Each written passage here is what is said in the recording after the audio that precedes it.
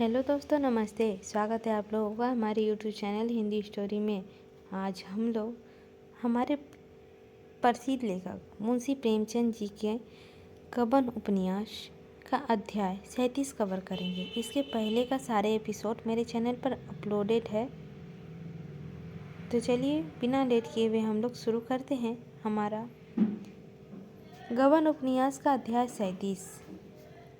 एक महीना गुजर गया। गोपीनाथ पहले तो कई दिन कलकत्ता की सैर करता रहा, मगर 4-5 दिन में ही यहाँ से उसका जी ऐसा उचाट हुआ कि घर की रट लगानी शुरू की। आखिर जलपा ने उसे लौटा देने ही अच्छा समझा। यहाँ तो वह छिप छप कर रोया करता था। जलपा कई बार रामा के बंगले तक हो आई। वह जानती थी कि अभी रामा नहीं आए हैं, फिर भी वहाँ का एक चक्कर लगा आने में उसको एक विचित्र संतोष होता था। जलपा कुछ पढ़ते पढ़ते या लेटे लेटे थक जाती तो एक क्षण के लिए खिड़की के सामने आ खड़ी होती थी। एक दिन शाम को वह खिड़की के सामने आई तो सड़क पर मोटरों की एक कतार नजर आई।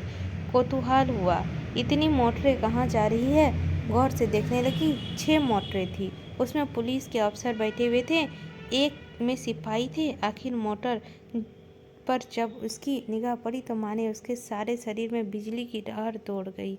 वह ऐसी तन्मय हुई कि खिड़की से जीने तक दौड़ी आई, मानो मोटर को रोक लेना चाहती हो। पर इसी एक पल में उसे मालूम हो गया, मेरे नीचे उतरते उतरते मोटर निकल जाएगी। फिर खिड़की के सामने आई। रामा अब बिल्कुल सामने आ गया था। उसकी आंखें छिचक की ओर लगी हुई थी। जलपा के इशारे से कुछ कहना चाहा, वह संकोच ने रोक दिया।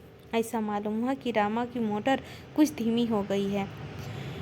देवीदीन की आवाज़ भी सुनाई दी, मगर मोटर रुकी नहीं। एक ही क्षण में वह आगे बढ़ गई, पर रामा अब भी रह रहकर खिड़की की ओर ताकता जाता था। जलपा ने जीने पर आकर कहा, दादा। देवीदीन के सामने आकर कहा, भैया आ गए क्या, वह मोटर जा रही है।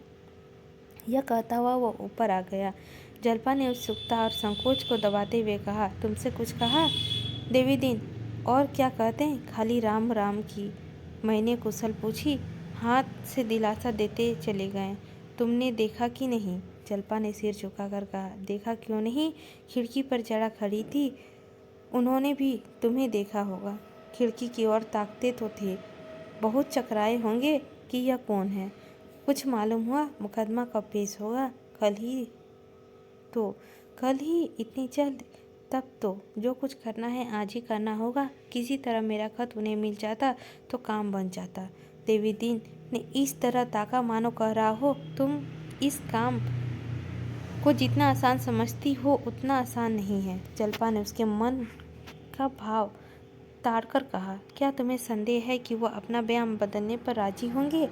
देवीदीन को अब इसे स्वीकार करने में के सिवा और कोई उपाय न सूझा। बोला, हाँ बहूजी, मुझे इसका बहुत अंदेशा है, और सच पूछूं तो जो जोखिम, अगर यह बयान बदल भी दे तो पुलिस के पंजे से नहीं छूट सकते।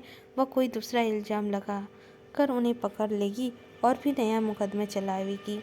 जलपा ने ऐसी नज़रों से देखा मानो वह इस बात से जरा भी नहीं डरती। फिर बोली, दादा, मैं उन्हें पुलिस के पंजों से बचने की ठेका नहीं लेती।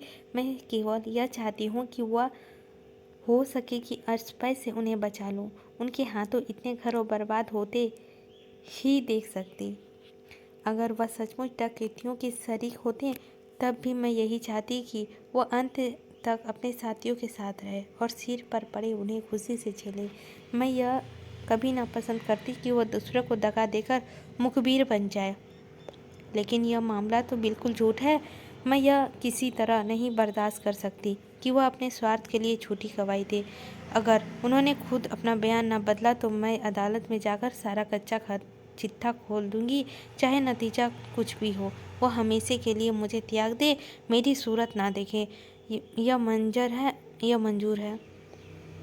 पर यह नहीं हो सकता कि वह इतना कलंक माथे पर लगावे। मैंने अपने पत्र में सब लिख दिया है। देवीदीन ने उसे आदर की दृष्टि से देखकर कहा, तुम सब कर लोगी बहू। अब मुझे विश्वास हो गया है, जब तुमने कलेजा इतना मजबूत कर लिया है तो तुमने सब कुछ कर सकती हो। तो यहाँ से 9 बजे चले? हाँ, मैं तैयार हूँ। इसी के साथ हम लोग का 37 अध्याय भी समाप्त होता है। अब हम लोग 38 अध्याय अगले एपिसोड में लेते हैं दोस्तों आप लोगों से विदा। अगले एपिसोड बहुत जल्द आप लोगों के सामने 38 आएगा।